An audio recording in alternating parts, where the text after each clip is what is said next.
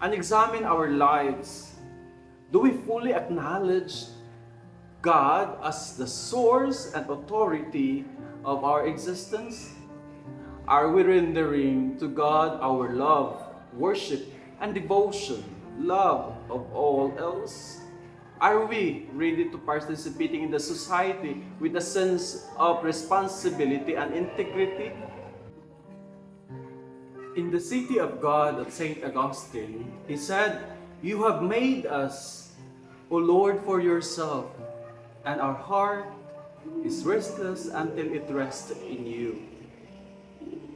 In the Gospel of Matthew, we encounter profound teaching from Jesus about the importance of rendering to both Caesar and God. This passage invites us to reflect on the essence of our relationship with God and our responsibilities in the world. Jesus' words remind us that God is the ultimate source and authority in our lives. Everything we possess, both tangible and intangible, is ultimately a gift from God. We are called to acknowledge and honor the sovereignty of God through our love, worship, and devotion. Our love for God should surpass any worldly attachment as we deserve our utmost reverence and loyalty. At the same time, Jesus acknowledges the existence of our earthly authority. It represented by Caesar. Jesus knows that the Pharisees and the Herodians had different political inclinations, but Pharisees did not support Caesar, whereas the Herodians supported Caesar, who was with the Romans. Therefore, coming to Jesus as their common enemy showed some fake and superficial friendship to trap him.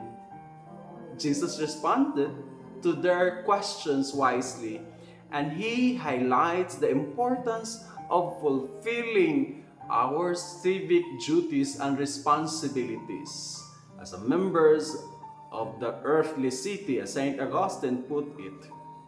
We are called to be active participative in the world, recognizing the need for respectful engagement and contributing a betterment of our society by paying our taxes. In our context, we pay taxes for the betterment of the society.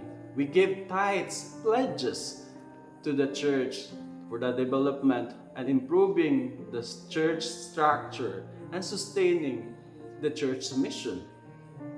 Do not be, do not pretend of who you are not.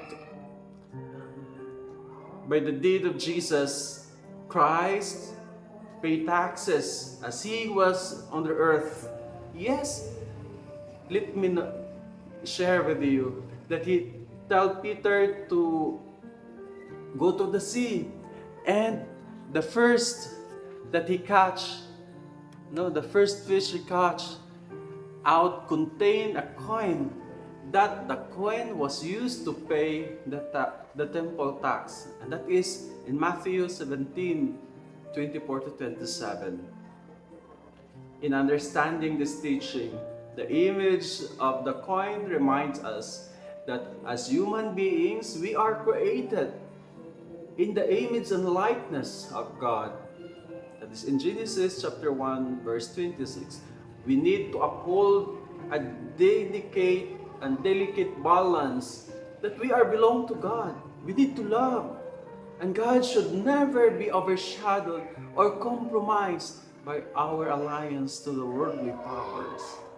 As we navigate our lives, we are called to integrate our spiritual values with our responsibilities as citizens, means striving the justice and compassion, integrity in all aspects of our lives. For example, for this coming election, we should go out and exercise our votes, but never accept money for vote selling.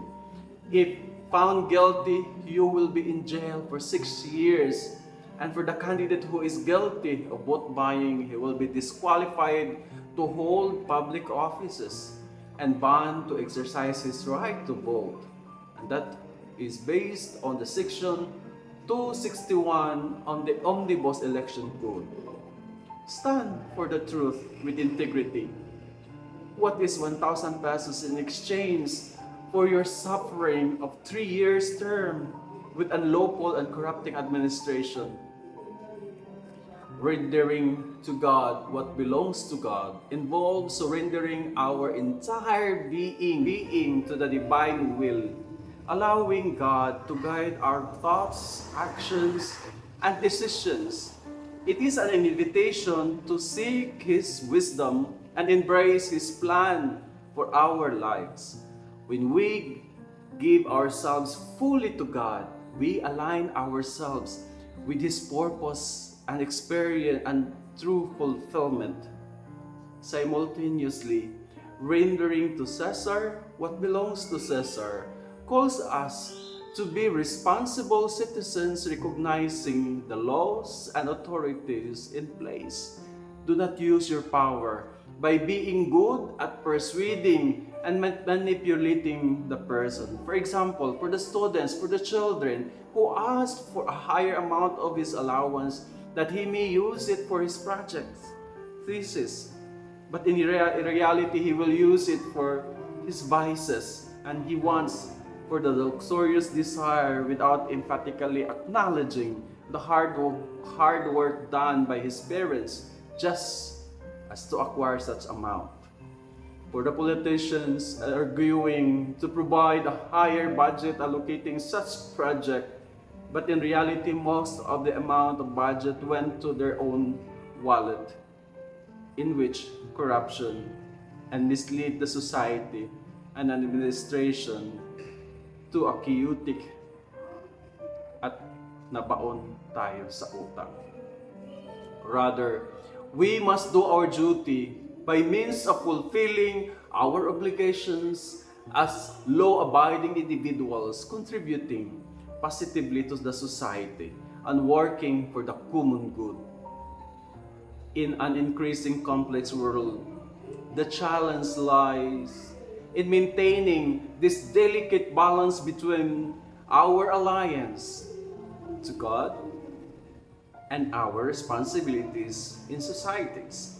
It requires discernment, wisdom, and constant prayer to determine the hidden motive. As followers of Christ, we are called to live out our faith authentically, making decisions that reflect our love for God and our commitment to building a just and compassionate city of God.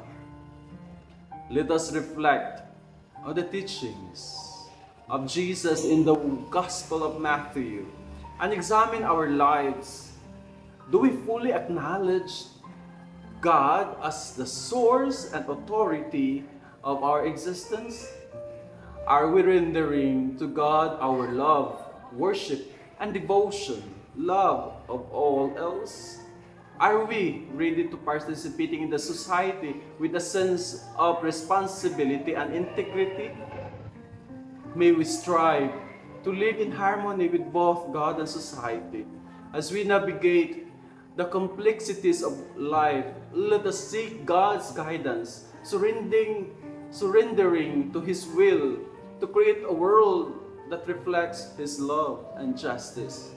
At the end, we could say, Lord, my heart is restless until it rests in you.